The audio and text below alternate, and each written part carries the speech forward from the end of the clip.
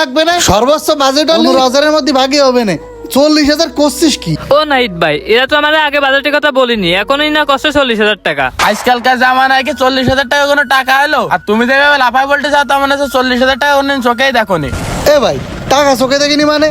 আমার কি তোমার মতো সামর্থ্য এত বেশি? আগের বার বাকি হইলাম ডাক্তারকে সাথে 10,000 টাকা করে, তাও পরে 500 টাকা করে ফিরোই দিল। ওই দিয়ে একটা বকনা জাতীয় একটা গরু কিনে তো কুরবানি দিলাম। বকনা ও টোয়াক গায় 10 বিয়েনো গায়ও। এ শাকিল ভাই শোনো, এই গাই গরুর গোশ আমার বউ খায় না, বাড়ি জ্ঞান জমাবে। তুমি এসব ছেলেবেলে সরাদিন সামনেতে। সজীব, আজ জমানা তোর কোনো দায়িত্ব দিয়ে শান্তি পেলাম না। কি সব লোকজন নিয়ে আইছি রে তুই? নাইট ভাই, তুমি তো 2 লাখের ভিতর পারবা না, আর আমারও তো অত সামর্থ্য নেই। তা শাকিল ভাই, 1 লাখের ভিতর একটা ব্যবস্থা করেন। কি তুই আমাকে বংশের ছেলে এই কথা করছিস? টাকা কি কোর্টে ফিরে নিয়ে যাবা? 1 লাখ টাকার গরু দিতে যাচ্ছ, 1 লাখ টাকার গরু কি হবে? বাড়ি ফ্রিজ রয়েছে দুটো, 1 লাখ টাকার গরুতে ফ্রিজ ভরে?